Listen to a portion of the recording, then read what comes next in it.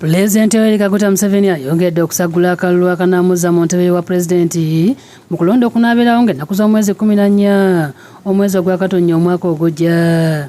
Pulezidenti akyali mu bitundu bya West Nile ng'azibye mu disitulikiti y'e Maracha ne Koboko nga werekeddwako Maama Museveni nga baaniziddwa mu ssanyu.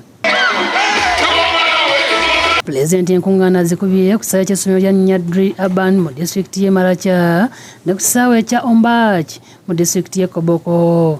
Amyuka ssentebe w'NRM Karamoja Loki John Baptist annyonnyodde nti Abakaramoja balumbanga ebitundu bino kubanyagako ebisolo byabwe naye kati byonna byakoma ku mulembe gwa Maama Museveni nga obutebenkevu obwo buliwo mu bitundu ebyo. But when NRM came to power under the leadership of His Excellency Yoweri Kaguta Museveni, slowly by slowly, the security forces, the president, through his visionary leadership and strategic management of society, has decided to restore peace. Now there is peace.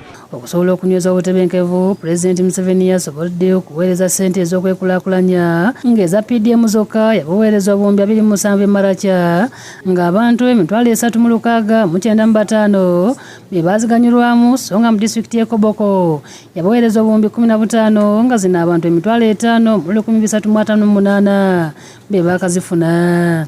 Pulezidenti Museveni era asobodde okuzimba amasomero 37 aga primary mu disitulikiti y'e Maracha ate aga senior gali 7 olwo ate Koboko azimbye amasomero aga primary 59 nga senior balina 6. Ye Maama Museveni bw'abadde asabira Pulezidenti akalulu annyonnyodde nti Uganda ekuze nga n'omuwendo gw'abantu gweyongedde era kati obwetaavu okuzimba amalwaliro ssaako n'amasomero agawerako weebuli nga bino byonna Maama Museveni ajja kubikolako singa anaddamu okukwata entebe y'obwa pulezidenti. So that's why he's coming round the country to explain what must be done to ensure that everybody can get water, can get education, can get health, can get electricity, and so on and so forth. That's how Uganda will truly become a modern nation. Maama Jenti akoodde abalonzi okukeera mbungi ku lunaku olw'e14 bayire Pulezidenti Museveni akalulu. So make sure that you will vote. Make sure that nobody stays in the house on the day of voting. Vote for President Museveni. Vote for the whole NRM team. Ye Pulezidenti mu kwogera kwe annyonnyodde nti okuviira ddala ku mulembe gw'abafuzi b'amatwale Uganda teyatebenkerako okutuusa bwe yakwata enkasi. NRM has been able to bring peace to this part of Uganda, for the first time in 500 years. Agambye kino kyayambako okulwanyisa obusosoze mu mawanga n'okuzimba eggye ly'eggwanga eryawamu nga ne bajja n'engombo ey'okubiriza abantu okwagala Uganda. Solved the problem of building a strong army, a strong police force, a strong prisons force, a strong judiciary, civil service, the national institutions, because they are national, they are not tribal. Ku luuyi lw'ebyenkulaakulana Maama Museveni annyonnyodde nti oluguudo oluva e Kaluma olugatta ku South Sudan lukaddiye era lujja kuddibwamu. Okuva e Kaluma okutuuka e Kampala nalwo lutandise okuddibwamu okuzimbibwa.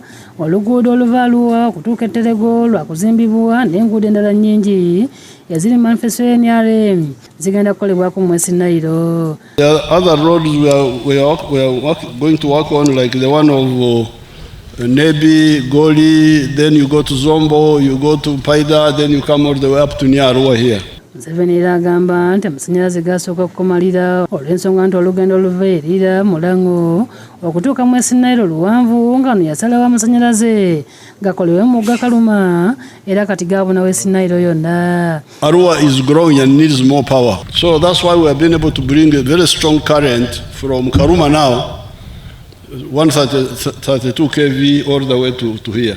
Amazzi amayonjo asobodde okugabatuusaako nga kati bwakola ku nsonga y'okufiirira ebirime. So for us, we don't do things just because of politics, wanting to please people even when things are wrong. It's very dangerous. Kyokka Pulezidenti akunyiza amyuka Radisi wa Maracha lwaki ssente ziyaweereza abavubuka abaali basoma ebyemikono okufuna entandikwa ezaatuuka nga wana Radisi annyonnyodde nti zaaterekebwa mu Centenary Bank.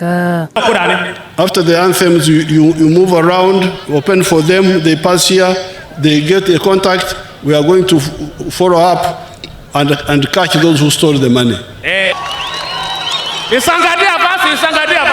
Abakwatira NRM bendera okuvuganya ku bifo bubaka wa palamenti abakwasiza bendera ya NRM Butongole Robina Nantale, Aida Nakazi ne Shamshad Nalujja bebakusakidde eggulu eno ku lwa Bukedde TV.